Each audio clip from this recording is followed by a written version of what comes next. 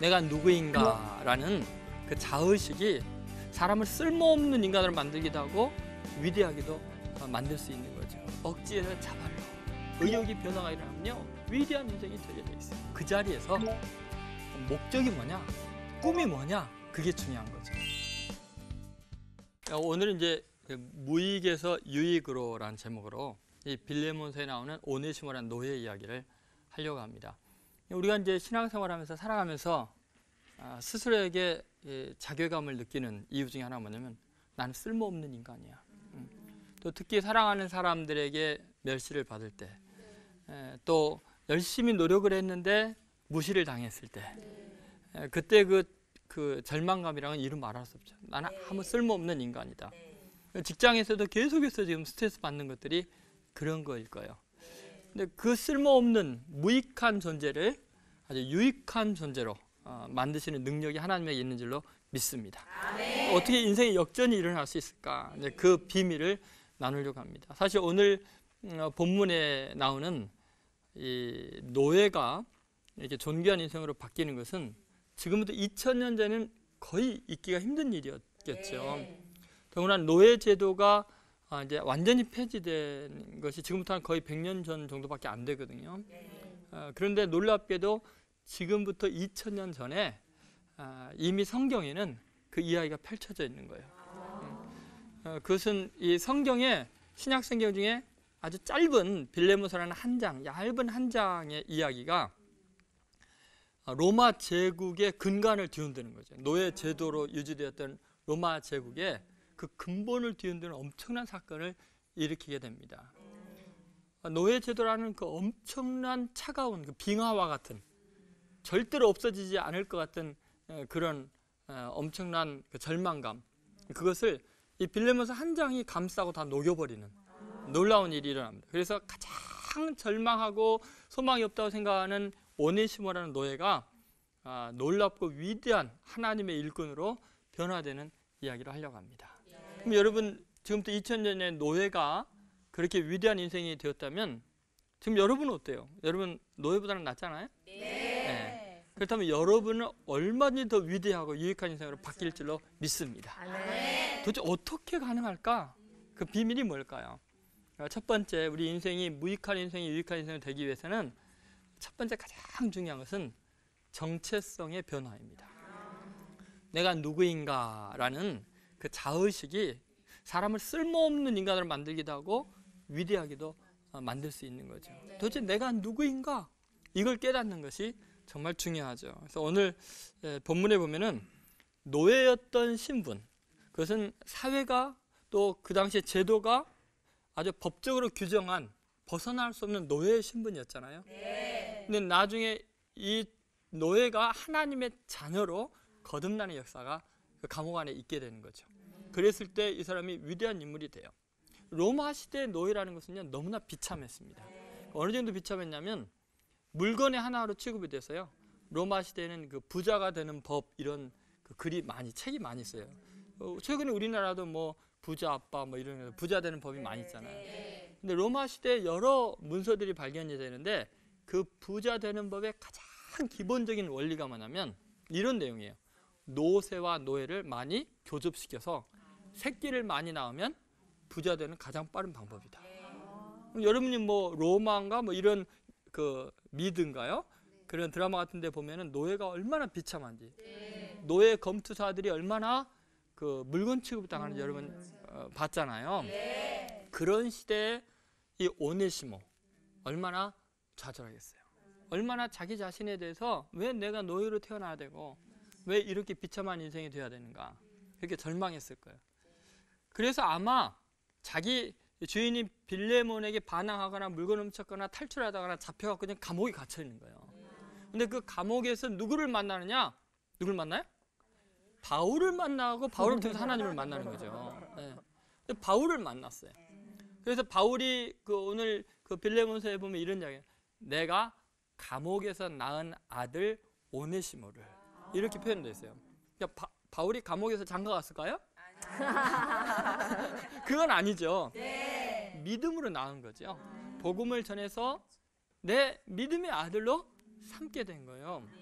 그럼 여러분 얼마나 놀라운 이야기가 있었길래, 그 무슨 사연이 있었길래 그랬을까? 바울이 도대체 무슨 말을 했을까 궁금하지 않습니까? 네. 어떻게 노예가 하나님의 아들로 거듭났을까? 그것은 바울이 평소에 했던 복음의 핵심을 우리가 들어보면 금세 알 수 있어요. 네. 예를 들어서 갈라디아서에 있는 말씀 같은 데 보면요, 바울이 그런 이야기를 합니다. 누구든지 그리스도 안에 있으면 새로운 피조물이다. 이 고린도후서 5장 17절에 그렇게 이야기하잖아요. 네. 갈라디아서에서 그런 이야기를 하고 있는데요. 너희는 유대인이나 헬라인이나 종이나 자유자나 남자나 여자나 그리스도 안에서 하나이다. 이런 표현을 하거든요. 갈라디아서 3장 28절에 있는 말씀인데, 여기 보면은 유대인이나 헬라인이나 인종적인 차별도 없고요. 그 다음에 종이나 자유자나 사회적인 차별도 없고, 남자나 여자나 성차별도 없어요. 도대체 그 차별이 없이 어떤 일이 일어날 수 있나? 그리스도 안에서 하나라고 했을 때 왜 하나가 되느냐? 그 이야기가 앞에 이렇게 나와 있습니다. 갈라디아서 3장 26절에 보면 너희가 다 믿음으로 말미암아 예수 안에서 하나님의 아들이 되었으니. 자, 너희가 모두 다 헬라인이나 유대인이나 상관없이, 남자나 여자나 종이나 자나 상관없이 다 믿음으로 말미암아 뭐가 되었다고요? 하나님의 자녀가 됐다는 거예요. 그러니까 이 진리를 바울에게서 배운 거예요. 그리고 영접하는 자, 곧 그를 믿는 자들은 하나님의 자녀가 되는 권세를 주셨다. 이런 말씀을 듣게 되는 거예요. 그러면 이 오네시모 입장에서는요, 이건 듣도 보도 못한 이야기거든요. 자기는 태어나면서부터 노예인데, 어렸을 때부터 노예인데, 자기가 아무 차별이 없이 예수 그리스도를 믿기만 하면 하나님의 영광스러운 자녀가 된다는 것이 얼마나 충격적이었겠어요. 그 이야기를 듣고요, 얼마나 펑펑 울었겠어요.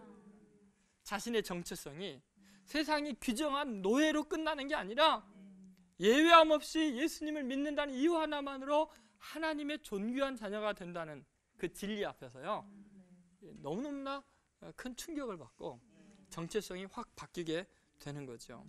여러분, 이것이 얼마나 놀라운 이야기인가. 갈라디아서 3장 29절을 보니까 너희가 그리스도께 속한 자면 곧 아브라함의 자손이요 약속대로 유업을 받을 자니라.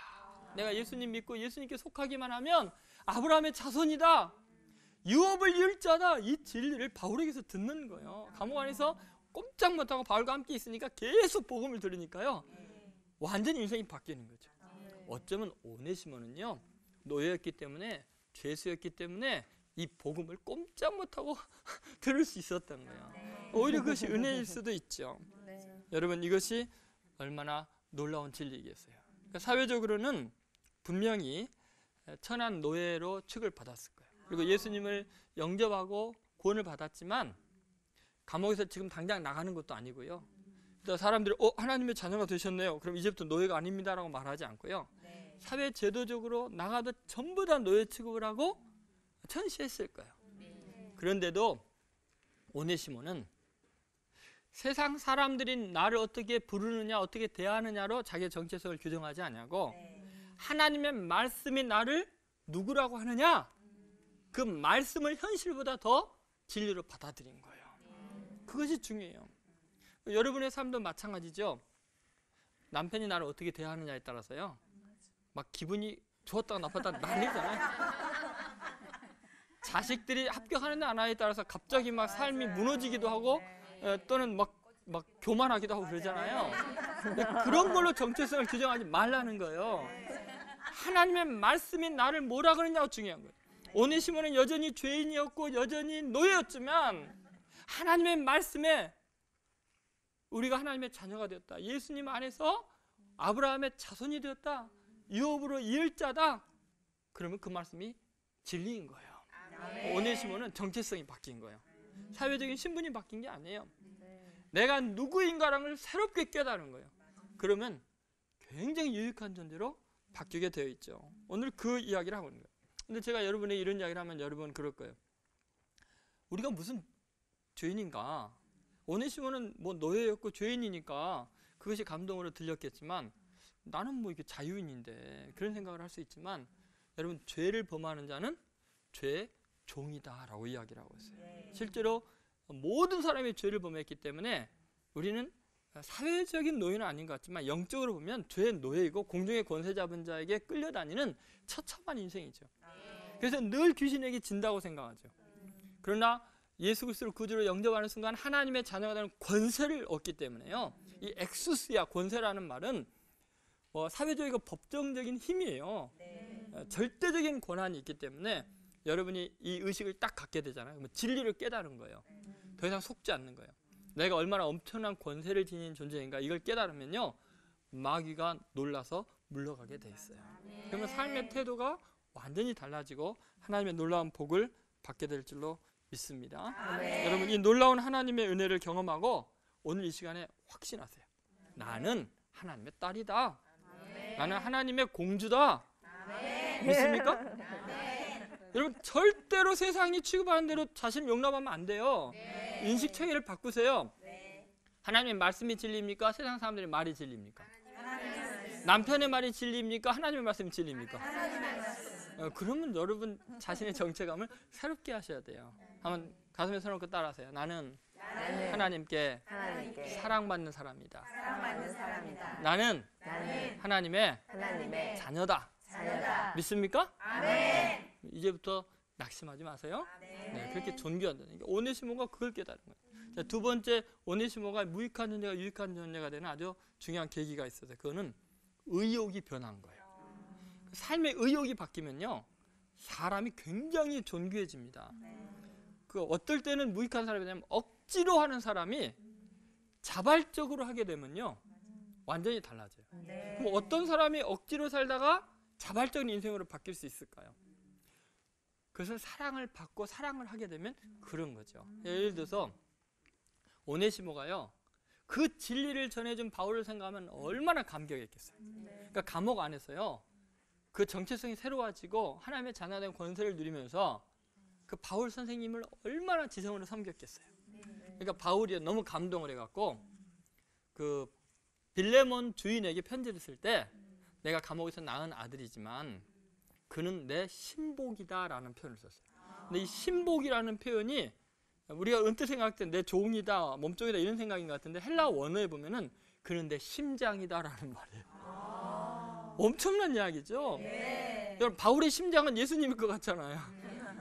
바울을 지금 뛰게 하고 힘있게 하고 살아가게 하는 힘이 놀랍게도 이 오네시모라는 거예요. 그는 내 심장이다라고 이야기했어요. 얼마나 유익한 존재가 됐냐는 거예요. 왜 그렇게 됐을까요? 오네시모가요, 바울의 사랑을 생각하면 너무나 감격해갖고 지극정성으로 기쁨으로 자발적으로 섬기는 바울 선생님, 모든 사람이 나를 노예 취급하고 사람 취급을 안 하는데 당신이 나를 세상에서 하나밖에 없는 사람처럼 가장 존귀한 사람인 것처럼 하나님의 왕자처럼 대해줘서 제가 하나님의 사랑을 알았어요. 제가 그 은혜를 갚을 길이 없어서 내 생명이 다하는 동안에 당신을 섬기겠습니다. 이건 자발적인 거죠. 옛날에 제도화에서 노예일 때는 주인을 섬기는 게 어떻겠어요? 이건 뭐 왜 내가 이러한 인생으로 태어나냐고 얼마나 원망하고 낙심했겠어요. 도대체 바울이 무슨 말을 했길래, 도대체 어떤 대화가 오갔길래 이런 변화가 있었을까요? 로마서 5장에 보면 이 비밀이 나와 있어요. 한번 상상해 보세요. 자, 감옥 아닌데 바울이 오네시모를 처음 만났어요. 하나님이 널 사랑하셔. 그럼 뭐라 그러겠어요? 웃기지 마세요. 하나님이 뭐래니? 계시다면요, 하나님 날 사랑한다면 왜 내가 노예로 태어나야 돼요? 왜 나를 이렇게 비참하게 만들어? 하나님이 나를 왜 사랑합니까? 나는 노예고 쓸모없고 연약한 사람인데 나를 사랑할 리가 없잖아요. 로마 황제나 굉장한 사람이나 당시 같은 성자나 사랑하지 나는 아니에요. 아니야. 하나님은 우리의 마음에 사랑을 보여줄 때, 로마서 5장 5절부터 나오는 이야기예요. 우리가 연약할 때 그리스도께서 우리를 위하여 죽으심으로 하나님께서 우리에게 자기 사랑을 확증해 줬다. 말도 안 되는 소리 하지 마세요. 내가 아무리 연약한 노예지만요, 저는 그거보다 더 심하잖아요. 저는 지금 죄인이잖아요. 지금 아주 감옥에 갇혀있는 죄수인데요, 나를 사랑할 리가 없잖아요. 바울이 계속 이야기해요. 우리가 아직 죄인 되었을 때 그리스도께서 우리를 위하여 죽으심으로 우리에게 대한 자기 사랑을 확증했단다. 바울 선생님 아직 모르시는데요. 저는요, 저를 이런 인생으로 태어나게 한 하나님을 원망하고 대적하고요, 하나님 저주하고요, 많은 사람들에게 하나님 흉봤어요. 나는 하나님이 너무 싫어요. 나는 하나님의 원수예요. 바울이 이렇게 로마서 5장 10절에 보면 우리가 아직 원수 되었을 때 하나님께서 자기 아들을 화목 제물로 보내셔서 우리와 자기를 화목하게 하셨느니라. 거기서 오네시모가 쓰러지는 거예요. 펑펑 우는 거예요. 그럼 도대체 내가 아무리 못나도, 아무리 천해도, 아무리 죄인이어도 하나님을 사랑한다는 거네요. 내가 하나님의 원수가 돼도 나를 포기하지 않는다는 거네요. 그래, 맞아. 나도 하나님의 원수였거든. 예수님을 저주했거든. 쇠발 돌로 쳐 죽였는데 나를 사랑하셨거든. 오네시모, 너는 나보다 훨씬 나아. 너가 어떤 상태에도 사랑한단다. 그 사랑을 느끼면요, 의욕이 생기지 않을 수가 없는 거예요. 이 사랑의 용납을 경험하고 나서 어떻게 가만히 있겠어요? 억지에서 자발로 의욕이 변화가 일어나면요, 위대한 인생이 되게 돼 있어요. 근데 이 의욕의 변화는 반드시 어디서 나냐면요, 사랑에서 나는 거예요. 우리가 지난 시간에 삶의 동력이 뭐라고요?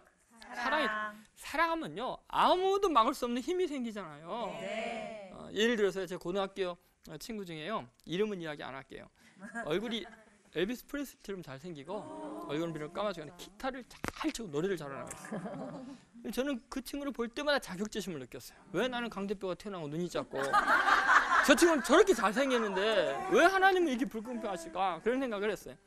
쉬는 시간이 되면요, 걔 주위를 뺑 돌아서 막 기타 치면 노래 부르는 거예요. 하나님은 참 공평하시지. 얘는 수학을 너무 못하는 거예요. 수학 시간만 되면 두들겨 맞는데, 그때 한 선생님 중에, 제가 성함은 이야기 안 했어요, 돌아가신 것 같은데, 걔한테 꼭 문제를 풀으라 그래요. 못 풀잖아요. 이분이요, 아주 집요한 분이었어요. 그 자연수 해놓고 1, 2, 3, 4, 5, 6, 7, 8 계속 칠판에다 100일 100이 계속 써요. 딱 뒤돌아보면서 시간이 좀 먹냐 하고 또 써요. 그럴 정도로 특이한 분이에요. 그러니까 너 문제 못 풀어서 일로 하고서 때리는데 계속 때리는 거예요. 옛날에는 그게 가능했잖아요. 계속 근데 뻘겋게 부어오르잖아요. 앉아있는 학생들이 너무 불쌍하잖아요. 그래서 계속 때리면서 시간이 좀 먹냐고 또 때려요. 그러면 그렇게 많이 맞으면 얼마나 속이 상하겠어요. 돌아서 들어올 때 걔 표정이 어떤지 아세요? 이러면서 들어와요. 이해가 안 갔어요. 그래서 저는 걔가 신실한 크리스찬인 줄 알았어요. 그 환난과 핍박 속에서도 그 기쁨을 잃지 않으니까 너 어느 교회 다니니? 라고 물어봤어요. 그랬더니 얘는 자기 교회 안 다닌대요. 너 왜 이렇게 기쁘니? 나는 너무 행복해, 학교 오는 게. 그렇게 두들겨 맞는데 매일 괜찮아. 그 비밀이 궁금했어요. 걔는 맨날 청소하고 제일 늦게 가니까 제가 걔 뒤를 한번 따라가 봤어요. 그래서 몇 번 막 뛰어서 가서 골목을 쏙 들어갔더니 어떤 제과점으로 쏙 들어가는데 거기에 제가 여태까지 본 여학생 중에 최고로 예쁜 여학생이 앉아있는 거예요.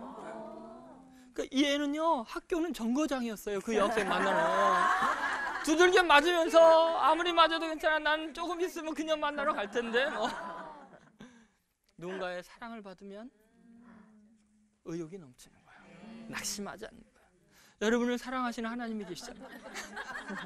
오네시모요, 감옥에 갇혀도 상관없어요. 사람들이 욕을 해도 괜찮아요. 나를 사랑하시는 하나님이 계신데 뭐 예수님이 날 위해 십자가에 죽으셨는데 뭐 무슨 상관이야. 너네들이 아무리 뭐라 그래도 난 바울 사도 섬기면서 행복하다는 거죠. 여러분 정말 유익한 사람이 되려면, 밑바닥 인생이 위대한 삶이 되려면 의욕이 바뀌어야 돼요. 의욕이 변해. 자발적으로 사랑에 감동해서 사랑하는 여러분 되시기를 간절히 소원합니다. 네, 세 번째 중요한 게 있습니다. 그것은 우리 인생에 있어서 어떤 것이 위대하게 바꾸는가. 그것은 삶의 그 목적의 변화예요. 이게 얼마나 중요한가 한번 생각해 보세요. 사실은 무엇을 위해 살 것인가 가장 중요하잖아요. 근데 오네시모의 원래 삶의 목적은 뭐냐면 탈출이었어요. 노예에서 탈출하는 게 꿈이었잖아요. 그리고 이제 감옥에 갇혀서는 뭐가 꿈이었겠어요? 감옥에서 탈출하는 게 꿈이었어요. 그러니까 그 오네시모는 어디에 있으나 자기 현장 그 자리에서 탈출하는 게 성공이라고 생각하고 보람이고 유일한 목표였어요. 근데 여러분, 오네시모가 예수님의 사랑을 알고 하나님의 자녀로 거듭나고 바울을 섬기면서는요, 완전히 꿈이 바뀌는 거예요. 꿈의 변화. 그 꿈의 변화가 어떤 거냐? 지금 오네시모는 감옥 안에 있느냐 감옥 밖에 있느냐는 아무 문제가 되지 않아요. 지금 오네시모는 이제는 나를 사랑하신 이 하나님의 위대한 복음을 위해서 내가 쓰임받을 수 있다면, 감옥 안에 죄수 만나고 간수 만나고 바울을 도울 수 있다면 뭐 이 자리에서 너무 행복한 거예요. 내 하나님을 위해 살 수 있다면, 나를 사랑하시는 그분을 위해서 헌신할 수 있다면 감옥에 있으면 어떠고 밖에 있으면 어때요? 바울도 똑같잖아요. 빌립보서에 보면 옥중서신인데 기뻐하고 또 기뻐하라, 기뻐하라는 게 계속 나오잖아요. 바울은요, 감옥 안에 있냐 감옥 밖에 있냐 아무 의미가 없어요.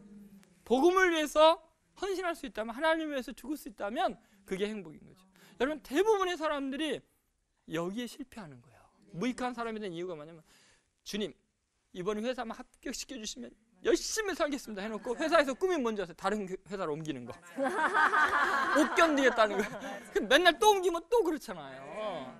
중요한 거예요. 골든 맥도날드라는 그 분이 인생의 궤도를 수정할 때라는 책에서 아주 중요한 이런 이야기를 했어요. 인류학자들이 인생을 분류하는 두 가지 아주 중요한 원칙이 있대요. 근데 그거는 아주 간단한데요. 하나의 그 정렬 방식은 뭐냐면 원을 그리는 거예요. 그러면 이 원 안에 있느냐 원 밖에 있느냐로 인류가 두 종류로 나눠져요. 그렇죠? 예를 들어서 지금 솔로몬의 지혜를 듣고 있는 사람과 듣지 않는 사람으로 전 인류는 나누어지잖아요. 그렇죠? 순식간에 나뉘어지네요. 그렇죠. 그래서 모든 사람이 이 원 안에 들어가는 것이 성공이라고 생각해요. 예를 들어서 서울대학교 들어가면 성공이라고 생각해요. 그리고 서울대학생과 아닌 사람으로 인류가 다 나눠지잖아요. 그러니까 아이를 서울대 보낸 엄마와 네, 그렇지 않은 엄마로 학부형들도 그렇죠. 예를 들면 이런 분류법이 있다는 거예요. 근데 또 다른 분류법이 있는데 그것은 전혀 다른 분류법인데요. 원 안에 있느냐 원 밖에 있느냐는 전혀 상관이 없어요. 뭐가 중요하냐면 내 중심에 뭐가 있느냐, 그리고 그 중심을 향해서 나가느냐 중심 밖으로 나오고 있느냐가 중요한 거예요. 무슨 말이냐면 원 안에 있어도요, 내 중심에 욕심이 가득하고 죄가 가득할 수 있고, 또 원 밖에 있어도 욕심이 가득하고 증오심이 가득할 수도 있고요. 근데 원 안에 있어도 사랑이 충만할 수 있고 원 밖에 있어도 사랑이 충만할 수가 있잖아요. 그렇죠? 오네시모에게 중요한 건 뭐냐면 자기는 감옥 안에 있냐 감옥 밖에 있느냐가 중요한 게 아니에요.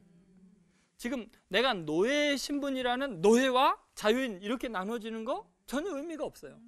지금 오네시모는요, 내가 노예이냐 자유인이 되냐는 아무 관심이 없어요.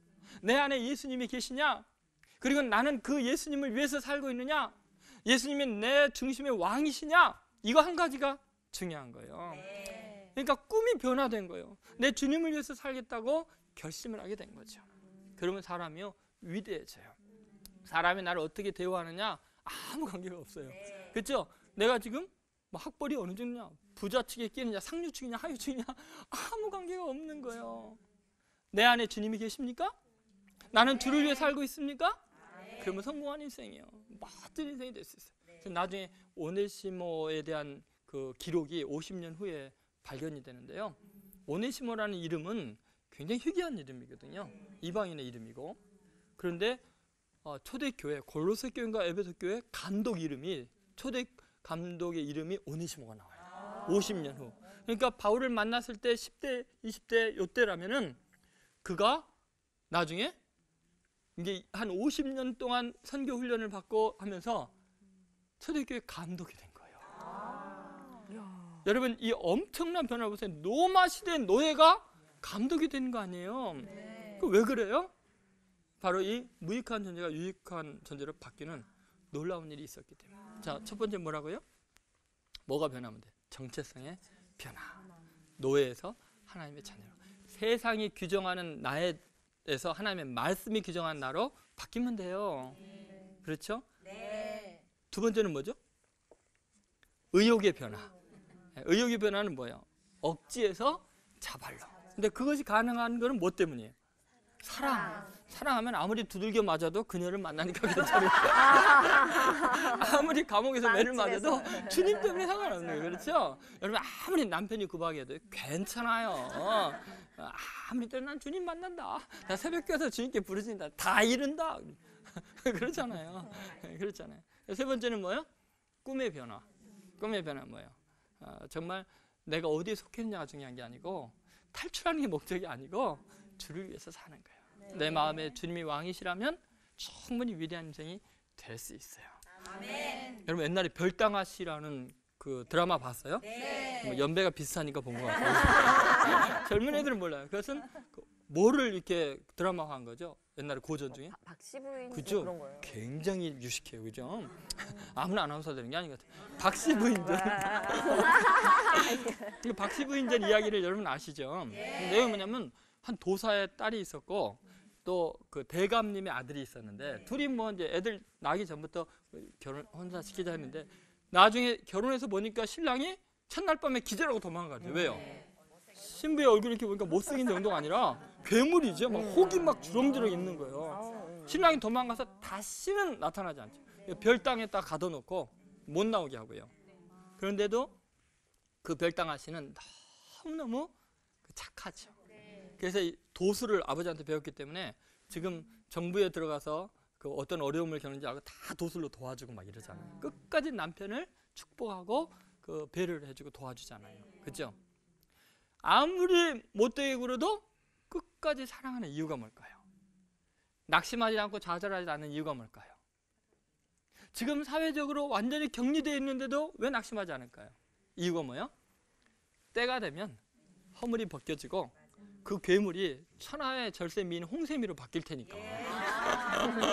우리가 그거 허물 벗길 때 얼마나 놀라고 감동을 했어요. 그렇죠? 여러분, 우리가 지금은 노예일 수도 있고 세상 사람들이 멸시할 수도 있지만 주님이 오실 그날에 그날에 되면 우리가 주와 같이 변화되잖아요. 다 놀랄 줄로 믿어요. 그 진리를 믿는다면 지금 아무리 멸시해도요 사랑하고 축복하고 사는 거예요. 여러분, 저는 여러분들이 모두 다 무익에서 유익으로 변화되는 놀라운 이 복을 누리게 되기를 주의 이름으로 소원합니다. 이상으로 오늘 강의를 마치겠습니다.